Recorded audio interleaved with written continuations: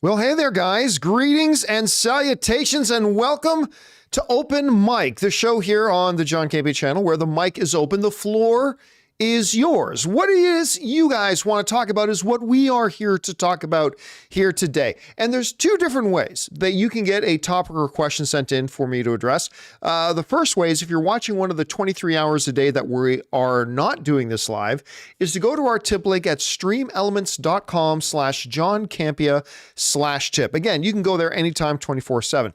Or if you are one of the people that's watching live right now, you can use the super chat feature in the live chat and send it in. And if any of your topics or questions are appropriate to be used on our show, we will address it here on the show. And hello to everybody in the live chat there. Good to see you here.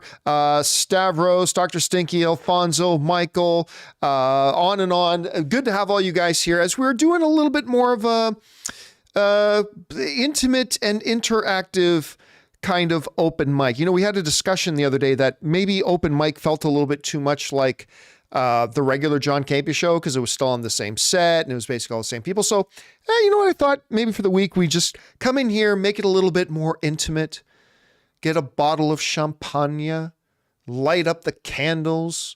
Maybe I'll wear my nice cozy bathrobe. The romance is in the air, ladies and gentlemen. Oh yeah, can you feel it? No, I hope he can't feel it. I hope he can't, because then I'm doing something wrong if you can feel it. Anyway, good to have you guys here. We got a bunch of stuff we're going to do. Now, but before we get into a lot of that, though, we are going to, I want to talk about this first. Now, you guys know that there is a brand new Superman movie coming. Obviously, James Gunn's Superman Legacy coming in about a year and a half. I'm very excited for it. I think James Gunn's one of the best filmmakers out there right now. Not the best filmmaker out there right now, but I think he's seriously one of my favorite filmmakers out there right now.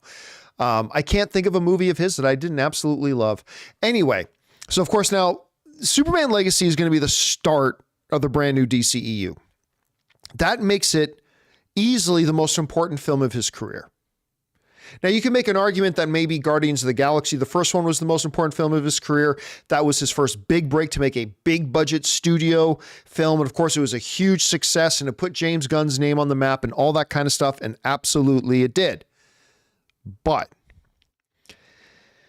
Superman Legacy is supposed to be the start of his DCU.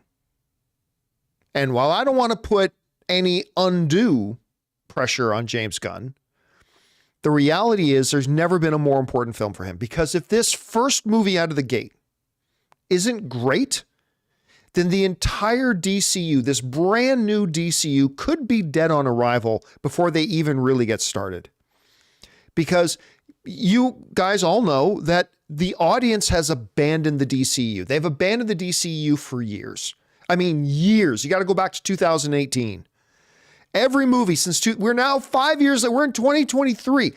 The last 7 movies they have put out, not one of them has even made $400 million in the DCEU.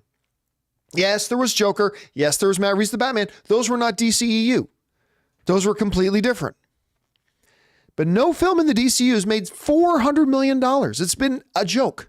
It's been an absolute abysmal failure. That's why they got to reboot. That's why I snicker a little bit when I see some people online go, no, they shouldn't restart it. They shouldn't reboot it. Guys, I liked the DCU too. There's only 2 movies in the DCU I didn't like. You guys know what those are? I didn't like Birds of Prey and the Fabulous Emancipation of One Harley Quinn. I did not like that movie. I love Margot Robbie's Harley Quinn. I thought that movie was terrible. And I didn't like Wonder Woman 1984. Besides that, I have either liked or really liked every single DCU movie, especially that gentleman's right there. Of course, Henry, love you, brother. Henry Cavill Superman, greatest Superman of all time. Love that movie. But the reality is, the cinematic universe failed. So here we go. We got the brand new Superman movie coming. Super important, most important film of James Gunn's career, all that kind of stuff. Well, we already know now who's playing Superman. We know who's playing Lois Lane. We know Nathan Fillion's coming to play a Guy Gardner Green Lantern. Fabulous. We've got a couple other casting announcements as well. Now, the other day, we did a topic on the John Campea Show talking about what are the biggest questions still remaining regarding the DCU, the new DCU. And there's a bunch of them, but there's a new rumor out there that could very well be complete bullshit. All right. There's this rumor out there, maybe even likely it's complete bullshit, but it's an interesting rumor. And I thought we would at least talk about it on its premise. Like I'm not willing to put any money that this is actually true, but it's an interesting concept. Interesting enough, I thought we should talk about it. All right. So this comes to us from CBM, comicbookmovie.com. And they wrote about a Reddit leak. Yeah. Wait a minute. Reddit, isn't that the same one that said Thor was being, yeah. That was, wait a minute. Reddit, wasn't that the same place that said, Batman versus Superman, Dawn of Justice was being split into 2 movies and they had the screenshot. Yeah. It's the same Reddit. Anyway, sometimes stuff on Reddit's good. Sometimes it's not, whatever. But Comic Book Movie is taking this from Reddit. And again, it's an interesting concept. So let's look at it for a second. According to this leaker, they've seen Jor-El, and he's drawn as being, this is talking about concept art for Superman Legacy, and he's drawn as being tall, and I mean really tall, like above 7 feet at least. His costume is sort of a mix between armor and fabric, with the armor bits being like a baby blue and the fabric being a crystally white. He has a blue House of El crest on his chest, that of course is the Superman S, on his chest, which glows kind of like an LED. And here's the fun part, says the report. Take this with a grain of salt, as a ton of concept art uses random actors' faces on characters, but the specific art that I've seen features Kurt Russell's face on Jor-El. Okay.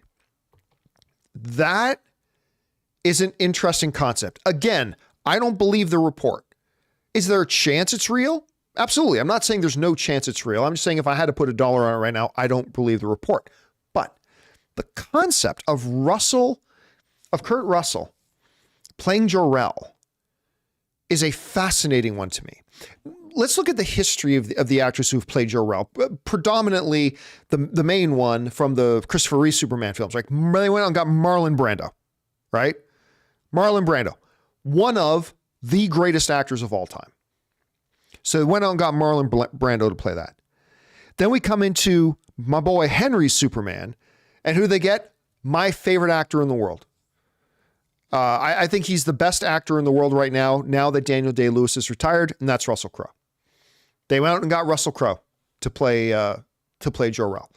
Fabulous. So the role of Jor-El already comes as this, as Rob would put it, highfalutin gravitas kind of thing, right? To come in and play Jor-El is to join an elite fraternity, a fraternity that includes, again, Russell Crowe, Marlon Brando, and maybe now a Kurt Russell. Again, I don't think that's really going to happen, but if it did.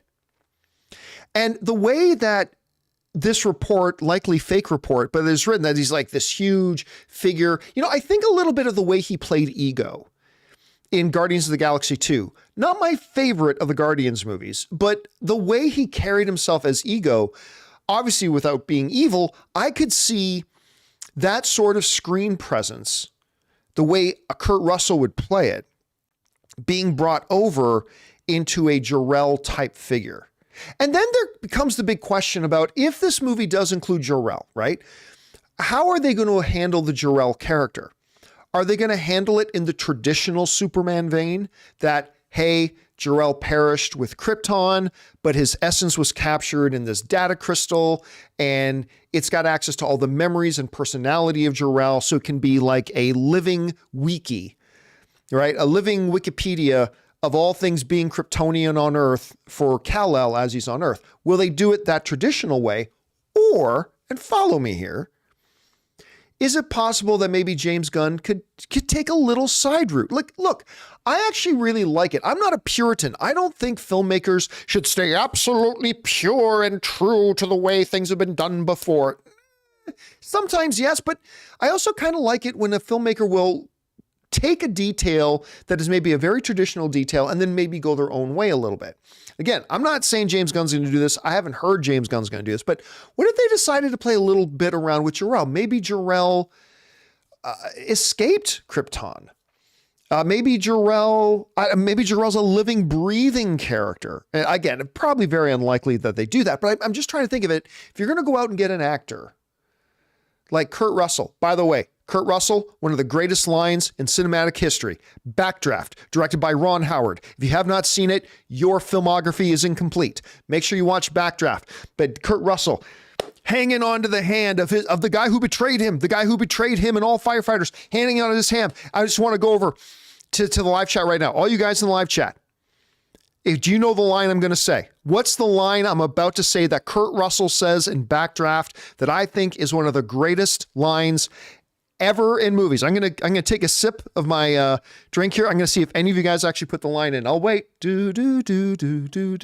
Okay, you got anybody? Elvang is saying, "I am your father." No, but here it is. What's in the box office? Got it. What's in the box office? Got it.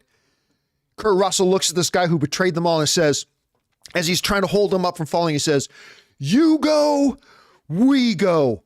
Grr! I get chills thinking about that. That is like one of the ultimate man lines ever in movies. You go, we go. Like one of the greatest lines ever. One of the greatest bang your chest, makes you feel like a man kind of lines. I love that line. It's so good. Anyway, can you imagine a Kurt Russell with a little bit of a dash of his character from Backdraft, with a little bit of a dash of ego from Guardians 2, and then you make like a Jor-El. Maybe a little bit more of a pompous. Good guy, but a little bit more of a pompous, a little bit more edge Jor-El than the soft Joe. Like, listen, I love Russell Crowe as Jor-El in Man of Steel. Love that Jor-El. I think that Jor-El is great. But instead of maybe going with the, "My son, they will follow you into the sun, the people of the world," like very soft spoken, very speaks like a philosopher more than anything else. But imagine taking that character, and I loved that. That was perfect for Man of Steel. But what if he took that and then give it a little bit of that Kurt Russell edge? I personally think that could be pretty badass. I think that could be pretty badass. So it would be great. So again, do I buy this? No. To be clear, it's a Reddit report of somebody who talked to somebody who claims they know somebody who told them something. All right? Even in the Reddit report, it's not somebody saying, "I did this." No. It's somebody who's claiming to have talked to somebody who claims to have known somebody else. And that's never usually a good recipe. So I don't personally buy the report. I'm just saying, theoretically, if it was true, it would be pretty darn good. Walter Lopez is saying Kurt Russell and Russell Crowe as Jor-El. Coincidence? I think not.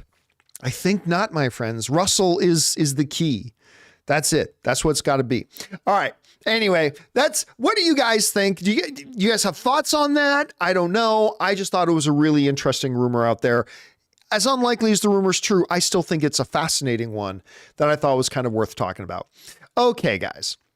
With that all down, we're going to move on and start taking your questions that you guys have been sending in, and we're going to get to, we're going to address. Now, before we do, though, we're going to take just a quick second, and we're going to thank a couple of sponsors of today's episode, the great folks at Vessi and HelloFresh.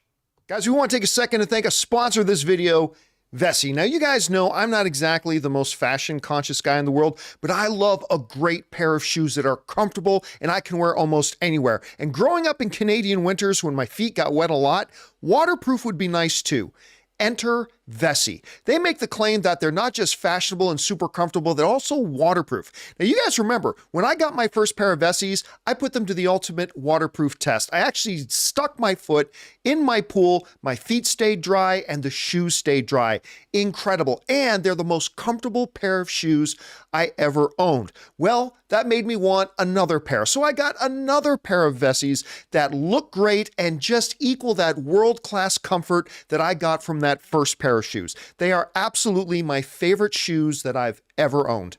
Imagine your favorite sneaker style supercharged with waterproof technology and unmatched comfort. No matter how you like to stay active, Vessi has the shoes for you. Trail-ready high tops, effortless slip-ons, and classic court shoes, all with a waterproof twist. They are just as comfortable and stylish as your favorite sneakers, but even more versatile. So if you're like me and you want good-looking shoes that are ready for anything, rain or shine, make sure you go to vessi.com/Campea and get yourself a pair today. Go to vessi.com/Campea and get shoes for your best summer yet.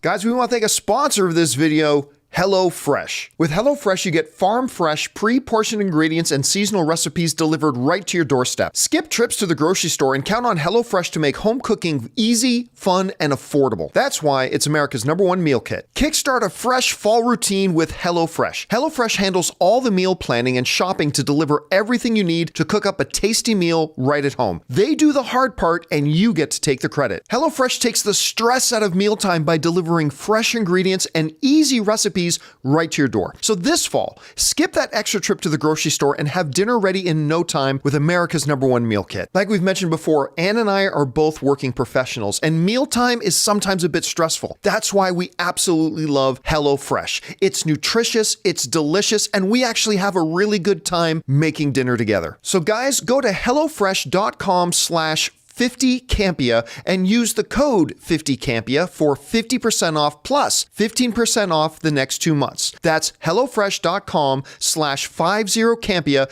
and use the code 50Campea. HelloFresh, America's #1 meal kit. And thank you to our friends at Vessi and HelloFresh for sponsoring this episode. All right, guys, with that all down, let's get down to it here. Start taking your questions here, shall we? And we're going to get started off here with Garden Variety Vagabond, who writes, I was surprised to find that with the release of the Continental that John Wick 4 was not to be found on Peacock. While you can watch 1, 2, and 3 on the streaming service, you have to rent 4 still on Apple Plus or Amazon Prime. Shout out to the Just Watch app. I'm going to be honest with you. I'm not terribly surprised by that. Like I don't have firsthand knowledge of that. I didn't go looking for John Wick 4 on streaming quite yet, but I'm not terribly surprised by that. I think they knew that they've got some running room with that for people to rent. They're good. And I think we're going to see more of this in the future, to be honest. When a studio thinks they've got a popular movie on their hand, like John Wick 4, made the most money out of any other film in the franchise, then they know that there are going to be some people that want to double dip. Like, let's say you loved John Wick 4, right? You just thought it was great and you couldn't wait to watch it again. Okay, they could drop it on Peacock or whatever other streaming service and then you could watch it. But they probably know that a lot of us love John Wick and we'd want to watch it sooner than that. So we'll pay the $19 or the $24 to buy it on digital when it's available on digital, or we'll rent it for $7.99 or whatever it's going to cost to rent it, maybe once or twice, and then they'll put it out on Peacock. So they want to make sure they can double dip as much as possible. Is that underhanded? Actually, no, it's just probably good business sense. They like, look, hey, you still get to watch it for free if you're subscribed to our channel. You just got to be a little bit patient and you get it for free. I mean, if you're a subscriber to the channel, you pay for the subscription to the channel, but essentially you get it for free if you're a little bit patient. But hey, if you really want to watch it right now, hey, good news. You can give us $19.99 or to buy it, or $6 to rent it right now. I don't blame them for that. That's just good common sense. That's good business. That's recognizing consumer patterns and behaviors. And I think more and more studios are going to do that. So there's already a little bit of a window, by the way, for almost every movie that comes out online. Like once a movie's done its theatrical run, almost every movie right now has a bit of a buffer between coming out on VOD, where you pay to watch it, and then going to be on their streaming service. There's already a gap of window in there to try to take advantage of that. I think as time goes on, we're going to see that gap get bigger. Not like a year bigger, but I think that gap's going to be a little bit bigger. We'll see. All right. Thanks for that, Garden Variety. All right. Next up.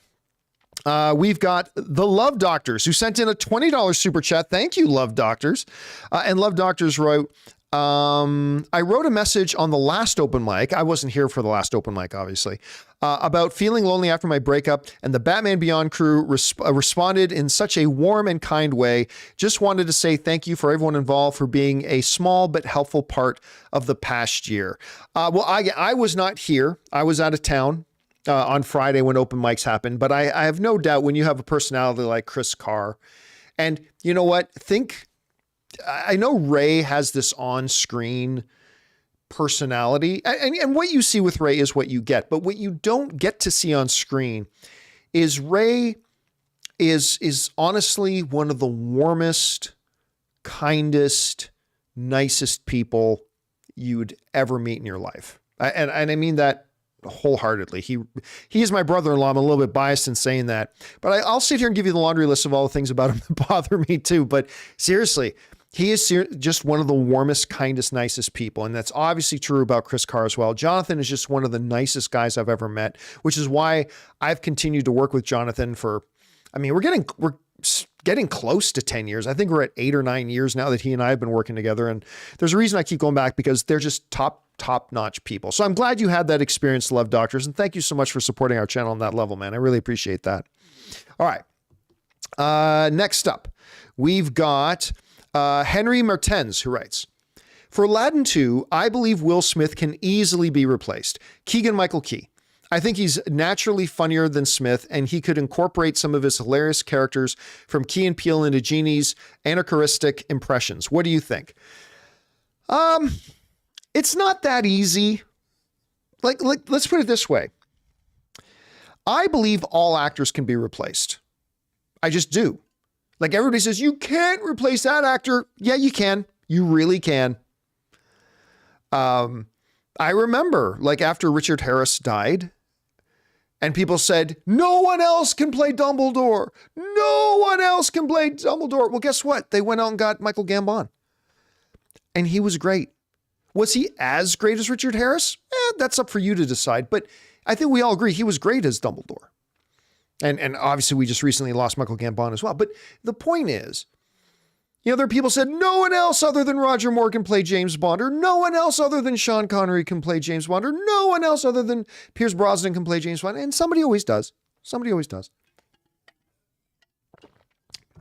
I mean, granted, there are some actors that are harder to imagine being replaced, like Robert Downey Jr. as Iron Man. I mean, that's a tough one to imagine. Replacing, but remember, he wasn't even going to be Iron Man initially. I don't even know that he was in the top 10 of the studio's choices to play Iron Man. And who knows, maybe if he didn't get it, somebody else played the role and we all be saying about that guy, no one can play Iron Man as good as that guy did. Little did we know that Robert Downey Jr. didn't get the role and he actually would have been spectacular as Iron Man. I'm just saying. So, but it gets a little bit more tricky when, you see, Will Smith wouldn't not be returning to Aladdin just because of scheduling conflicts. He'd be not returning to Aladdin because Disney wouldn't feel comfortable with him playing the role anymore after the assault on live TV. And it's a Disney movie with a family. Again, it just might make things more comfortable. So when you're removing an actor over those types of circumstances, it makes replacing that actor a little bit more, let's say, delicate. Right? Maybe a little bit more delicate. Keegan-Michael Key is a great call, though. I mean, Keegan-Michael Key is, I think, one of the funniest guys in the business. I think he's magnificent. I mean, I'd give, my left nut to see Key and Peele do, not that freaking awful cat movie they made. What was it? Was it Keanu? Was that the name of that awful, awful, awful cat movie they did? Keanu? I think that was the name of it. That movie was terrible. But I don't know what went wrong with that. But everything else Key and Peele ever did to me is like some of the funniest stuff ever done. Keegan-Michael Key, yeah, if they did it, I could see him being the one to do it. All right, let's move on here. Next up, we've got an anonymous viewer who writes, I saw an interesting take on Avengers Endgame where the original members each represented the 5 stages of grief/loss. Black Widow, denial. Hawkeye, anger. Hulk, bargaining. Thor, depression, and Iron Man and Captain America, acceptance. Kind of clever. Yeah, that is clever. I mean, I don't believe for a second that's actually what the screenwriters of Endgame or the Russo brothers had in mind when they did it. But yeah, actually, I kind of like it because listen, at the end of the day, Endgame is a movie and movies are art. And art is interpretive, art is suggestive, art is in the eye of the beholder, right? And if there are certain people who can look at a piece of art like that and see that connection, that's actually kind of an interesting thing. Again, I don't think that's what they had in mind when they made it, but I do think it's interesting. All right, let's move on to this. Next, we got Dave Bowers, who writes, I'm going to have to one-up you, John, and say I'm not only tapping out of Ahsoka, but tapping out of the Filoni-verse Star Wars. No hate to those who enjoy, but I really don't like that guy's storytelling and world building. Roll on Andor season 2. Well, I mean, look, Andor is the greatest thing Star Wars has ever done since the original trilogy. And there's been a number of things of Star Wars that I really, really like since the original trilogy. But Andor season 1 is the greatest Star Wars thing. And I say this as a lifelong Star Wars guy. It's the greatest thing Star Wars has ever done outside of, Hope, Empire, Return. Other than that, best thing they've ever done. I still thoroughly believe that Dave Filoni is one day going to be not a serviceable, not a good, but an exceptional live action director. I really do. Because every time I see Dave Filoni interviewed, he exudes nothing but a deep desire to learn. Right? Like a lot of directors can come in and go, I'm the director, I know everything. And you guys have heard me tell the story. You go back to that making of Mandalorian season 1, and they show Dave Filoni on set getting ready to direct for the first time in his life something live action. He has never directed actors on a set. He's never been on a set to direct something. It was the first time he's ever done anything like this. And you can think, I'm Dave Filoni. I did Clone Wars. I know what I'm doing. But you know what he said instead? The camera came up to him, like, how you feeling? And he's like, I don't know what the fuck I'm doing. Thank God I got Jon Favreau here to show me the ropes. The moment I saw Dave Filoni say that, just like Leonardo DiCaprio in Once Upon a Time in Hollywood, I pointed at my screen and I said, he is going to be an awesome director because he's like a freaking sponge. He's just like he understands story. He knows how to basically tell a story, right? He's proved that with animation. But for a guy to come on a set and go, I don't know what I'm doing.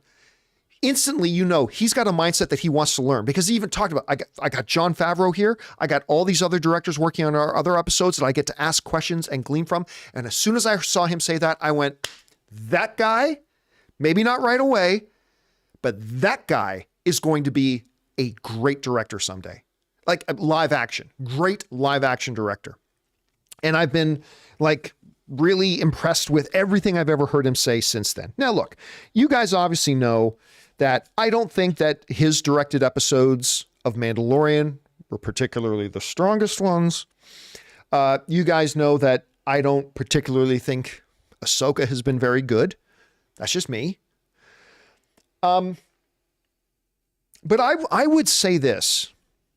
The moment Dave Filoni gets away from his 100% laser-focused obsession with the Ahsoka character, and Dave Filoni just branches out and starts telling other types of stories in the Star Wars universe, I maintain myself as being very interested to see Dave Filoni evolve and grow and where he can go, because I honestly think there is no ceiling to the limit. A guy who's got the attitude that he has, there's no limit to his potential. So yeah, I may not be super thrilled with the stuff that I'm seeing coming from Dave Filoni right now, though I loved Rebels. But the live action stuff, okay, I'm not personally thrilled with it right now, but I will still put money that in the coming years, we're going to see Dave Filoni evolve into a truly exceptional live action Star Wars director. I really believe that. It starts with the attitude, and man, he's got one of the best attitudes I've seen of any director ever. So we'll see. Yeah, we'll see how that goes, man. All right. Next up, Broadway Geeky writes, why do you think Disney doesn't do adaptations of their Hyperion Publishing books? Most of them have fan bases like the Kingdom Keeper series. I've never heard of that. One would think it would one would think it would better than the remakes since all their books are different and in different genres. I mean, I think you might have just answered your own question there, Broadway Geeky. And again, I'm not here to crap on the Kingdom Keeper series, not at all, because I've never read it, but it kind of proves I've never even heard of it. Now, listen, I don't have my fingers on the pulse of, YA novel writing out there in the world, but I mean, I heard of Percy Jackson before they did the Percy Jackson movies, right? I heard of Twilight before they did the Twilight movies. I heard of Hunger Games before they did the Hunger Games movies. I mean, I have never even heard of that. So I don't know how successful something like that could be. Not really sure, but I mean, who knows? Listen, content is going to be searching for good content and for things you could possibly make IP out of is going to become a growing value to studios moving forward in the future. And maybe that stuff is still down the road, Broadway Geeky. So keep your eye open. I wouldn't doubt if they went there. If it's there and if it's got an audience, again, I've never heard of it, but if it does, then it's going to be something that they'll consider and probably do eventually. So let's keep our eyes on that. All right. Next up, we got Duck Duck, who writes, Buenos tardes, watch Star Wars Episode 1, The Menacing Phantom, or something like that for the first time. There's a lot to say, but simply put, garbage. Like a cheap, thin bag that's ripped, smelly, and messy. Not even so bad, it's good, unfortunately. Yeah, I mean, look, the prequels are piles of donkey dung lit on fire, and they're absolutely abysmal. That being said, there are things in each of the 3 prequel movies that I appreciate and that I like. For example, let's take Episode 1. I love the pod race sequence. That whole, it feels like 85-minute long pod race sequence. I love the pod race sequence, the sound design, the music. I found that scene thrilling. I've always loved the pod race scene. Obviously the Qui-Gon, Obi-Wan, Darth Maul fight. I mean, where Duel of the Fates, one of the most iconic pieces of Star Wars music now. Right? One of the most iconic pieces of Star Wars music now. I mean, and I think every one of the 3 movies has something in it that I appreciate and that I like. But overall, yeah, abysmal garbage. And people have very, very short memories, but they get amazed when I say, despite the fact of how much I hated The Rise of Skywalker, I will take the sequel trilogy over the prequel trilogy any day of the week. And anybody who says otherwise is just trying to rewrite history and is doing recency bias. Now that sounds like I'm making excuses for how other people feel, and I don't want to do that. But I mean, I'll just speak for myself. As garbage as The Last Skywalker was, as questionable as The Last Jedi was, I will still take the sequel trilogy over the prequel trilogy any day of the week. But that's just me. All right. Next up, we got Cody Hunt Films writes, just wanted to let you guys know that my presentation went really well. My former professor thought it was incredible. Your tip about finding a couple of students. Oh, I remember this now. Yeah. Your tip. So what happened was Cody wrote in a while ago asking about, like, he was nervous about speaking in front of a group and in front of a crowd. And I said, that's actually my comfort zone, is speaking in front of a crowd. I said, the key thing to try to do is pick 1, 2, or ideally 3 people in the audience that you're constantly just moving your attention to, just those 3 people, and look at those 3 people and try and just mentally focus in that you're just talking to those 3 people. Anyway, so he says, your tip about finding a couple of students to focus on really helped. I may have thrown more information that they could process. I mean, that comes from experience about being a presenter and all that kind of stuff, because yeah, that can be difficult to do. All right. Last one here from our tip link. Enalo writes, the other day, a fellow viewer asked, what was the funniest scene in a movie? For me, it is Logan Lucky. Oh, God, I really like that movie. That is an underappreciated movie. Daniel Craig. Adam Driver, on and on. The funny scene in the movie for me is Logan Lucky when Adam Driver's arm gets stuck in the machine. I was in the theater, just me and my two sisters. I was laughing hysterically at that scene. I love that movie. Honestly, I don't know why. That movie had a really solid cast.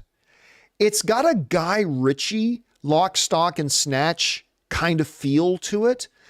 And not one of the all-time great movies, but a really solid, fun little movie.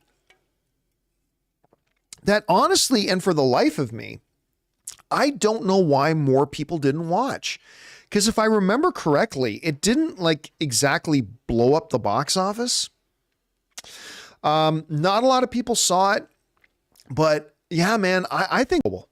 Guys, we want to take a second to thank a sponsor of today's video, Mint Mobile. Signing your life away to a big wireless provider is kind of like being trapped on a roller coaster from hell. Sure, it looks like fun at first. They probably even threw in a free phone, but now you can't get off. Month after month of insane bills and unexpected thrills, like overages and surprise fees. If that sounds like your current big wireless plan, it's time to get off the ride with Mint Mobile. For a limited time, wireless plans from Mint Mobile are just $15 a month. That's unlimited talk, text, and data for just $15 a month. You guys know before I came to Mint Mobile, I was paying triple what I am paying now on the standard big wireless plan, and I will never go back. All plans come with unlimited talk, text, and high-speed data delivered on the nation's largest 5G network. Use your own phone with any Mint Mobile plan and bring your phone number along with all your existing contacts. To get your new unlimited wireless plan for just $15 a month and get the plan shipped right to your door for free, go to mintmobile.com/Campea. That's mintmobile.com/Campea. Cut your wireless bill to just $15 a month at mintmobile.com/Campea. And thank you to our friends at Mint Mobile for sponsoring this episode. All right, guys, with that all down, let's move over and start taking the live questions you guys have been sending in here, shall we? We're going to start off with Bobby Jackson, who writes, really enjoyed Gen V. The showrunners, Michelle Fazekas and Tara Butters, have come from great past shows, including Agent Carter and Reaper. Yeah, and it all really starts with Kripke, who of course does The Boys, and he like supervised this whole thing and set up. I'll tell you what, we talked about Gen V earlier today on the John Campea Show. I am absolutely floored by this show. I'm not going to say it's better than The Boys. Yeah, I'm not going to say that, but I am thoroughly impressed with this show so far. I watched all 3 episodes that have dropped so far, and my God, they just do that Boys formula perfectly. The ridiculous veneer of gore, sex, titties, blood gushing, heads, that veneer, but with Shakespearean gooey center, like with really deep characters and meaningful motivations. And oh God, it's really good show so far. I hope it's able to keep up that pace. All right. Thanks for that, Bobby. Next up, we got Nexus Fuel, who writes, have you seen the reviews for Saw X? Yes. This one has more talking and really gets into the psyche of Kramer. Definitely the best entry by a mile. I have not seen Saw X. I do plan on watching it again. Ann and I had a very packed weekend, and we had one chance we had to pick a movie we were going to go see. We wanted to see The Creator. We went to see The Creator. I'm going to watch Saw X. But really better. I haven't heard anybody say that it's better than the original one, but you think it's the best one of the series so far. All right. I will keep that in mind, Nexus Fuel, for when I go to see it. All right. Next up, Bobby Jackson writes in again. Sad to see that The Creator flopped. Looks like we can go add it to the list right after The Nice Guys as original films people ask for but don't support. Listen, it's the early reactions that came out from The Creator were positive, and I agree. It's a positive movie. It's a good movie. I quite enjoyed it. It's quite a solid movie. I liked it quite a bit. But the talk about it being one of the top 2 or 3 best movies of the year, an instant up there with the all-time great sci-fi classics, I'm like, it's all subjective. So if that's how certain people felt, I respect that. But I did not feel that way. I thought it was what it was. It was a good, solid little film that I liked, and remarkable that they made it for $80 million. Like when you look at the production of that movie, that they made that for $80 million is mind blowing, especially when they had to spend $350 million to make Fast X. And this movie looks way more expensive than Fast X. But it does go to show that people just like to talk. I don't want them to do sequels anymore. I don't want franchise. I want the original. And then original films come out and nobody goes to watch them. Nobody goes to watch them. We've seen it happen a million times. I mean, yes, Barbie is an original film. Yes, Mario Brothers is an original film, but everybody knows Barbie and everybody knows Mario Brothers. Whenever something that is not recognizable seems to come out, nobody goes sees it. Like, and all these people who talk, oh, no, Hollywood shouldn't make sequels. Talk. But they don't go and support the other stuff that comes out, right? It's part of human nature. You know, we like to complain. And again, this goes for all of us. This is all of us in the human nature. We like to complain, but when it actually comes to putting our money where our mouth is, all right, well, here's some original content. Go check it out. Nah. Happens all the time. It happens. And that's why I often say that one of the biggest reasons why franchises and IPs are so valuable to studios is because brand awareness is one of the most important things out there. And when you can start with a Hangover 2, well, you've already won the awareness battle because everybody knew Hangover. When you can do Mario Brothers, which was an original movie, but still everybody knew Mario Brothers, brand recognition instantly. That's a huge thing. You know, and it would just be great. Look, I don't mind that people don't want to go see a lot of original stuff. What irks me a little bit is the same people who complain all the time. It's like, oh, why is Hollywood's run out of ideas? Look how cultured I am. I'm saying that Hollywood's run out of ideas now. Well, in reality, Hollywood is making more original films today than in any other time in Hollywood history, and y'all just don't go watch it. And I'm not putting anybody down for that. You see what you want to see. You go to see and pay and spend your time to go and watch something that appeals to you. I'm just saying it bothers me when some of the same people who will complain constantly or think they sound profound by saying, oh, Hollywood's run out of original ideas. No, they haven't. You just don't go see them. It's just that thing gets me a little bit. All right.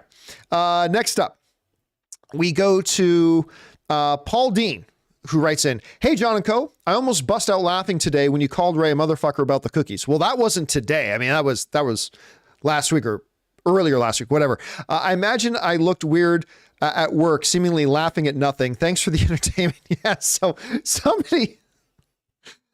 Ray had mentioned on a show one day that he was going to make cookies and bring them in. And then somebody asked the next day, did Ray bring in the cookies? And I said, no, he didn't bring in the cookies. And Ray's like, well, you know, because Chris wasn't here today. I'm like, I'm fucking here. Where are my goddamn cookies? Don't I deserve cookies? Where are my cookies? Ray makes really good cookies. Ray will never tell you he's a good chef. Ray makes really good food. And he can bake. He'll tell you he can't, but he can. You know, one of the things Anne loved most when we still lived in Burbank and Ray was taking the train in every day to come work with us, he would often spend 2 or 3 nights a week at our place just so we wouldn't have to make the commute. And whenever he did, he would make dinner. And Anne loved that. She loves her brother's cooking. And yeah, he's really good. So yeah, I got really excited when he said he was going to bring in cookies and then really upset when he did not. When said cookies did not appear. I got really upset by that. All right. But they did eventually show up and they were really good. All right. Ezekiel sends in a super chat just to be supportive. Thank you, Ezekiel. Appreciate that, man. Danito writes, over under 20%, we get a SAG strike joke in Deadpool 3. I'm going to go under 20%. It's not a joke that will last. And remember, by the time this movie comes out, it's going to be long. It's going to be in the past. So I'm going to go under 20%. I'm not going to say it's impossible, but I'm going to say under 20% that we get a strike joke in it. All right. Sam Fisher writes, if Kurt Russell is Jor-El, I would love for Michael Douglas to be Jonathan Kent. I always thought that they looked similar. Let me check on something here. Hey Siri, how old is Kurt Russell? Because I think Kurt Russell's like in his early 70s. Kurt Russell was born in 1951. So yeah, he's in his 70s. And I think Michael Douglas, well, let me look this up here. Give me 1 second. I want to know specifically, old is Kurt Russell. Kurt Russell is 72 years old. Now, how old is Michael Douglas? Michael Douglas is 80 years old. He turns 80. He just turned 79. He turned 79. Man, Kurt Russell looks like he's like 15 years younger than Michael Douglas. I love Michael Douglas, by the way. He's a god. He's an icon to me. I don't think you can have an 80-year-old Pa Kent. I think that's a little bit of a stretch from the tradition. And look, again, you don't have to stick to the traditional model. I just said that earlier in the stream, right? You don't have to stick to the traditional model, but considering we're going with a little bit of a younger Superman, probably early to mid 20s Superman, who's been Superman at the Daily Planet for just a couple of years. I think having Michael Douglas, who would be 80, will be approaching 81 by the time this movie came out. I'll still see any movie he's in, but should he be playing Pa Kent? I don't know. I'm going to go out and say I don't think that's one that works. I'm going to go out on a limb and say I don't think that's one that works. But hey, listen, if they decide to do it, I'll still see it because Michael Douglas is freaking awesome. All right. Next up, Andy writes, 1 of 2.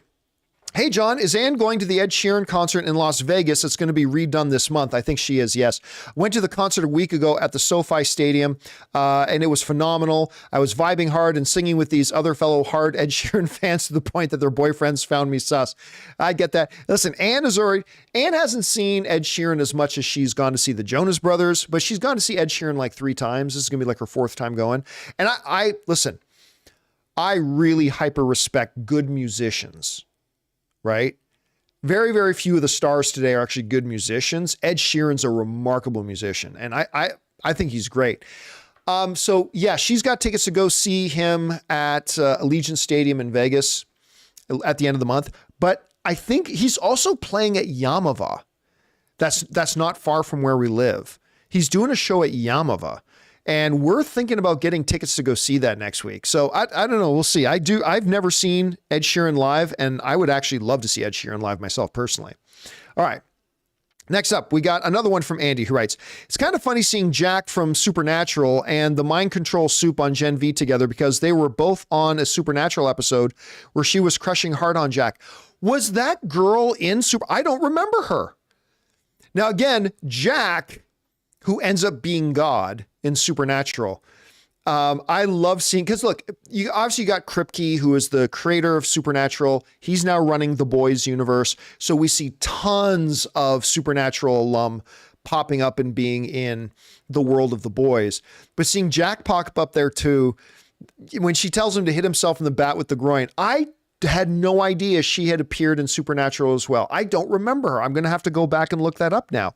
Thank you for letting me know that. I appreciate that very much. All right. Next up, we got Chef Rigo, who writes, do you guys remember the first DVD you bought? I do, as a matter of fact. For me, it was Planet of the Apes 2001. It took my dad 30 minutes to figure out how to play the movie. I still remember the very first DVD that I got, because I was actually a little, not late, but I was not one of the first people to get a DVD player. Let's just put it that way. So when I did get a DVD player, the first one I got was Phantom Menace. As much as I hate that movie, to this day, I will argue that it is one of the greatest DVDs of all time because of the hours of bonus features that are on there. And you got to remember, around that time I was working in visual effects, and the behind the scenes intricate technical detail they go into to talk about how they made that movie work, how they made that visual magic happen, because that movie single-handedly moved the visual effects art further ahead than any other movie in history. Maybe except for the original Star Wars. They did more brand new techniques that had never been done before in film on that. And all of the behind the scenes stuff, like even down to this little stuff, like the way they made the waterfalls on Naboo, like when you'd see them rolling around in the grass, such a stupid scene. But in the backgrounds, you see the rolling hills in Naboo and this big cliff with a waterfall. You know how they did the waterfall? Salt. They recorded salt being poured over something, and it gave the illusion of white cap water as it was falling down. I mean, even just all these little things like this. One of the greatest DVD, that and the Lord of the Rings DVDs. The Star Wars prequels and the Lord of the Rings DVDs are the best DVDs ever made when it comes to the bonus features and the behind the scenes stuff and all that kind of stuff. Just absolutely groundbreaking stuff. So yes, I will always remember that the first DVD I got was The Phantom Menace. All right. Next up, Ethan Co. Entertainment writes, do you think Batman Brave and the Bold will flop? It all depends on Superman Legacy. If Batman Brave and the Bold was coming out first, I don't know that I'd say it would flop, but it would struggle financially, right? Just like I think Superman Legacy is not going to do great at the box office because it's got to be the movie to try to win everyone back. It's going to take time. But if Superman Legacy is great, and we don't know that it will be, but if it is, if Superman Legacy is great and can start this new DCU on a real strong foot, then I think a lot of people will be very interested in lining up to come and see Batman Brave and the Bold. How well will Batman Brave and the Bold do? It's 100% determined on how good or bad Superman Legacy is. If Superman Legacy is bad, I don't like Batman Brave and Bold's chances. If Superman Legacy is great, I can see that starting to win people back over, and more people might be willing to come out and try Batman Brave and the Bold. So we'll see. All right. Ethan also again writes, I would love Robert Downey Jr.'s Iron Man and Tobey Maguire's Spider-Man to meet. Now I have no interest in that. That just sounds gimmicky. Robert Downey Jr. Spider-Man is Tom Holland. Those are the characters that have the bond, that have the relationship, that have the dynamic. Tobey Maguire and Robert Downey Jr., I mean, would it be fun? Sure, in a YouTube video, but it would just be a gimmick. So I wouldn't really care all that much about it, to be honest. Robert Presser writes, what is a favorite comfort movie or show of yours? A comfort movie? I mean, I've got a couple of them that are not necessarily like my favorite movies of all time. They're just really good comfort movies I could sit down, hit play on anytime and just watch. They usually tend to be more comedic, those comfort movie kind of things. So Spaceballs, Zoolander, Dodgeball, Galaxy Quest. Like these are really comfort movies to me that just anytime I can sit down, pop it on, watch it, and be totally happy. Again, not necessarily my favorite movies of all time, just there. All right, Orange Hand writes, any food you haven't had in a while that you're eager to have again? I've been craving chicken and waffles for a while now. My grandmother died this past year. My nonna, my Italian grandmother. What I wouldn't give. She made everything from scratch. Like she would hand make the pasta. She would make everything from scratch, right?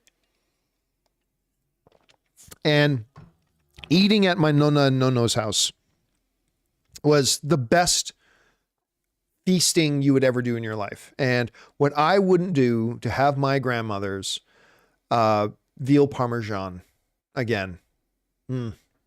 Yeah, that's me. That's for me. All right. Let's see here. TJ Perry writes, Gen V gets me so hyped for Invincible season 2. Hey, listen, I really liked Invincible. I am very pro Invincible. I like that show a lot. I don't think it's as great as some people make it out to be. I mean, it's really good. I enjoy it, right? I am 100% on board with Invincible. Can't wait for season 2. But Like when compared to some contemporary stuff against it, like The Boys is far superior, in my opinion. In the world of animation, I think Arcane is a much better show. All that kind of stuff. But again, don't take that as me being anti-Invincible. I'm very pro-Invincible. I like it a lot. I just don't think it's quite as good as a number of things. But yeah, hashtag Jumanji. Again, if you've seen Gen V, you get the joke. All right. Devin Lita writes, I don't know if you or the others watch this guy, but I just saw Rich from Review Tech USA update his daughter's latest bout with Steven Johnson syndrome. My prayer goes to his family. I have no idea who that is. I watch a lot of tech YouTube.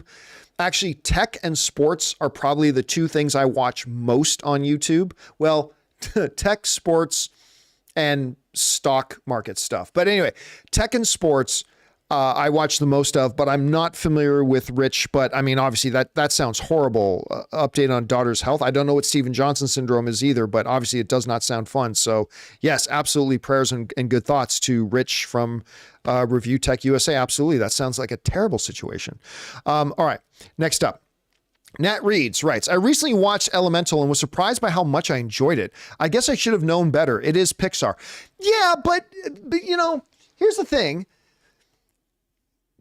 Pixar did the stupidest thing in the world by dumping a bunch of their movies on Disney Plus.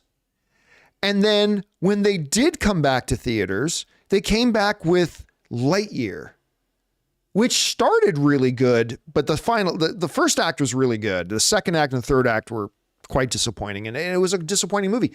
So it's understandable that you may not feel the drive to get out there and see a Pixar film right now, right? Pixar just spent years telling us that Pixar movies aren't worth going to the theater for because they just dumped them on Disney Plus. And then when they did put one back out, they put out a mediocre at best Lightyear movie. So why should you feel excited? And quite frankly, the Elemental trailers weren't great. Because yeah, they let us know, oh, it's a funny little comedy about a fire girl falling in love with a water boy. Okay. But the real meat of that movie, the fact that it's an immigrant story about finding your place in a world where maybe your family doesn't fit, and like all that real meat of the movie wasn't in the trailers at all.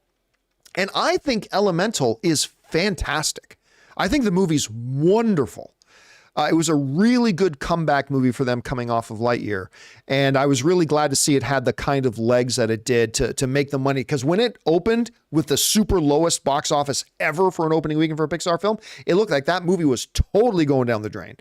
And yet it just had legs and legs and legs and legs and ended up producing more than any DC film has made over the past 5 years. And good on them. Good on them. It is really, if you guys still haven't checked out Elemental, I'm telling you, check it out. It is a fabulous movie. It's really great. All right. Next up, we got Disgraceful Entertainment Rights. With the writer's strike essentially at an end and the Marvel VFX deciding to unionize, why don't wrestlers decide to unionize too, plus Edges in AEW? Listen, last week, John Oliver, if you're into wrestling at all, hell, even if you're not into wrestling, John Oliver, who does Last Week Tonight, he did an entire episode on the wrestling industry and really why wrestlers should unionize, right? And even if you aren't a wrestling fan, I highly recommend you watch it because like all of John Oliver's stuff, it's extremely educational, extremely informative, and done in quite a way that is really, really entertaining at the same time. Unless you think he's just going to come out and crap talk professional wrestling. No. He says several times in that video, oh my God, professional wrestling is better than whatever it is you love. Because he loves professional wrestling. And it's a really, really good piece on it. Again, look up John Oliver. Go to YouTube and just search John Oliver WWE, and you should be able to find it. And it's really informative about why exactly wrestlers should unionize. All right. Anyway, next up, we got Harv's K, who writes, hey, John, watch some clips of the U2 concert in the Sphere, and it looks incredible. How many times do you plan on seeing that concert? Ann and I are probably going to go this week to go see it. U2 is my all-time favorite band. This is, without a doubt, the greatest concert venue in the world now. Did you see the LeBron James video from it? LeBron James went opening night, and it looks like like Rob came in today because he watched that video. Rob came in today. He's like, oh, like, gotta go see something there. That being said, I'm going to go see it once. I can't afford to see it more than once because like the cheapest tickets I could find were like, after you're paying the service fees and everything, are like $700 or $800 a ticket. Now look,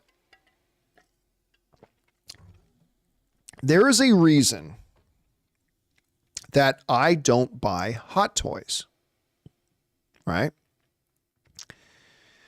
Hot toys run you like $300.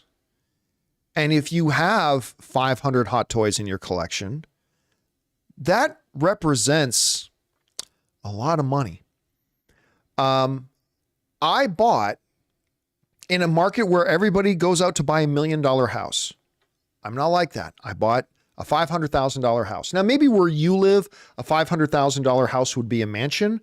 Where I live, that's a modest house. That's a very modest house where I live, right? But there's a reason that I spend my money the way I spend my money, because I want to not have all my money committed to just a couple of things. I like to have money for experiences. Because at the end of the day, experiences I think are really important. And so like once in a while, Ann and I will go to Jonas Brothers concerts. Why? Because I bought a house that's $500,000 less than what most other people are buying houses for. I like to go to a Toronto Maple Leafs hockey games. Why? Because I choose that over buying what other people would put money, like things like hot toys. And if that's what they love, that's what they should be putting their money towards. But I want to have money in my life to do things like this. But even though that's what I like to use my money for, having these positive experiences that my wife and I will have for a lifetime, even then you can only afford so much. These are really expensive tickets, like really expensive tickets. So, a couple of guys in the live chat are saying that's why I like to travel. Like Kellerin is saying traveling is the most important. Tochi is saying agree. That's why I love traveling. Like experiences, right?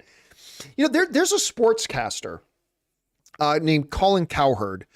And I listen to all types of sportscasters. And I remember Colin Cowherd once said this: there's only two things I really feel comfortable putting money in.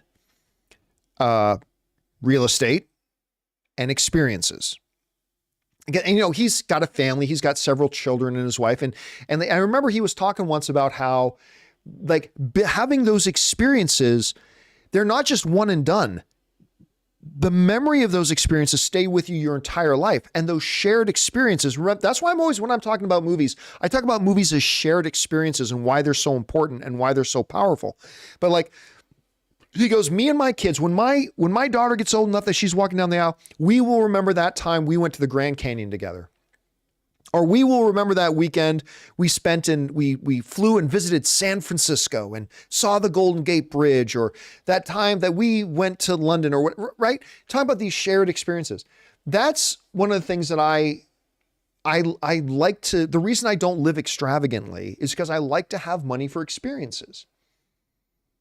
And it's funny sometimes, like, and I share online when Ann and I have these experiences, and there are a lot of people who like to take shots at me and say, oh, Campea must be rolling in the money because he's just blah, blah, blah. No, it's just like, unlike other people, I am very careful with my money, and I know what I want to spend my money on and what I don't want to spend. Like, don't get me wrong. I would love to have a $1.5 million house. I would love to have like so many of these awesome collectibles. I would love to have, there's a lot of things. That's one of the other reasons I don't drink alcohol, is because, the average guy my age will spend like somewhere between $200 and $400 a month on alcohol. Why would I do that? So, like Ann and I will go and have an experience, and inevitably a bunch of people will jump online. Oh, Campea is just flashing his money around. No, it's just that I choose not to spend my money on what most other people will spend their money on. And I like to keep my money to have experiences with. But anyway, I'm not going to go into a whole big Disgraceful Entertainment is saying, I feel attacked on my alcohol. No intention for attacking you on alcohol whatsoever. I'm just saying that's why I don't. That's despite other than the fact that I just don't like the taste of alcohol. That's why I don't. I'm just saying. That's all. All right. Okay, let's keep going here. Next up. But yes, probably one of the U2 concerts. We're probably going to go this week, I think, to go see the U2 concert at the Sphere. John Redcorn writes, Expendables dropped 69%. Biggest flop of the year? It's hard to say no. I mean, the thing about Expendables was they're lucky it wasn't a massively expensive movie to make. But number one, it's a terrible movie. And it is flopping badly. Nobody wants to go see this movie. It is absolutely atrocious. I think it is the worst film of the year. And I hate saying that because I like the other Expendables movies and I love Sylvester Stallone and I love Jason Statham. And, but you know, it is what it is. This movie was not their best day at the office. All right. Mars 73, right, sends in a $20 super chat. Thank you, Mars. I appreciate that support, man. And Mars writes, hey, John, hope you are doing well. Wanted to reach out because your videos have helped me get through some recent hardship. Well, I'm glad for that, man.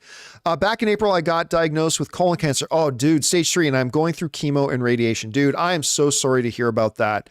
I mean, look, it is incredible, though, today. When I was a kid, it was kind of like when I was a little kid and you found out somebody had AIDS. I mean, that was it. When you found out somebody had cancer, when I was a kid, that was it.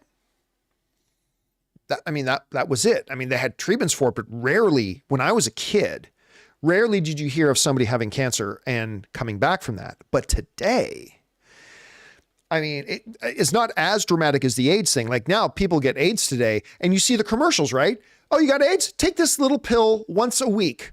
And it doesn't cure you of AIDS, but literally AIDS is reduced so much in you, it's not transferable and it can't even be detected anymore. Like you still have it, but you won't transmit it to anybody and it's not even detectable anymore. Like if you had told me when I was a little kid that they're going to have like a pill you can take like once a week, it blow my mind. And cancer hasn't come, the cancer research hasn't come that far, but I mean, I just know today there are people that you hear like certain cancer diagnoses and that then later talk about how now they're cancer free. And it's like when I was a kid, that just never happened.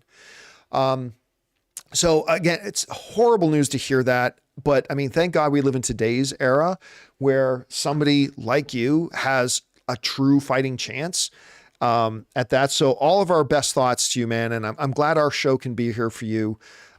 As you go through that stuff, and it's a hard battle. I can only imagine what you and your friends and family feel, but all of our best to you and hope you make it through that, man. And I hope you able to get through it really strong.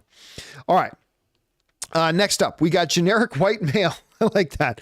Who says, okay, let's settle. Who's playing Abby in season 2 of Last of Us? Who cares? They're going to get a really good actress. I mean, they've already told us that they've already cast the role, right? They already have their actress who's going to play Abby. Probably the most important casting they need to do for Last of Us season 2. Not probably. It is absolutely the most important casting they're doing for Last of Us season 2 is the role of Abby. But look, they're going to get a talented actress. It doesn't really matter who it is. It's probably going to be somebody we don't recognize or know very well. That's my guess, especially when you consider the age of the girl that they've got to get to play it. So I don't think it's really going to be important so much as does the person they get a really talented performer. All right. Last question of the day, guys. And then we're wrapping this up. Comes to us from Kyle Schneider. And Kyle Schneider writes, hey, John, I really recommend Saw X. It's pretty different from the rest of the franchise. And while still gory, it's very character and story driven. Yeah, listen, somebody else wrote in a little bit earlier today that they saw X, really liked it. They actually said it's the best of the franchise. I have a hard time believing it's better than the original one. But if it is, great. But we're hearing good things about it. I don't think the trailers were particularly good. Other than that one spoof spot they did on the Nicole Kidman AMC ad, that was brilliant. I didn't think the trailers were particularly good. I'll be honest with you, the first Saw movie is the only Saw movie I like. I don't like any of the other Saw movies. So I'm not super motivated to see it. But that AMC ad they did motivated me to want to see it. Now, because our weekend was so busy, Ann and I had to pick one movie that we were going to go see, and we decided to see The Creator. And I enjoyed it. I like The Creator. It's really good. But yeah, I'm going to go see Saw X this week again. So thank you again thank you for the recommendation. I appreciate that. And guys, that'll do it for today's installment of Open Mic. Thank you so much for being here and joining me as we go down this wonderful little journey together of talking about our favorite things in the world with movies and movie news and TV and streaming and all that sorts of good stuff. And thank you to all of you guys who were here, by the way, earlier today for our live stream of the John Campea Show. If you did not know, we are going to do it. We're doing a test period right now of doing the John Campea Show podcast live streamed again. I made a video about why we decided to try it again. And you know what? We may pull the plug on it in just a couple of weeks. We're going to give it about a month, maybe 2 months, see how it goes. If it doesn't work out the way we hope it works out, we'll just go back to doing purely pre-recorded. But if it does work out, we'll keep doing it. So thank you to everybody who came and joined us live today. We're going to be live again tomorrow. We hope you join us. And I'll be back again tomorrow for another installment of Open Mic. I hope to see you guys there. Big special thank you to all of you guys who sent in the questions. Number one, because you gave us great fun things to talk about. But number two, by sending in a question, whether you use the tip link or whether you use Super Chat, you supported our channel as you did it. And all of us involved with our channel, thank you guys so very much for your support. So guys, that'll do it for me for now. Thanks a lot for being here. I'll see you all tomorrow. My name's John Campea. And until next time, my friends, bye-bye.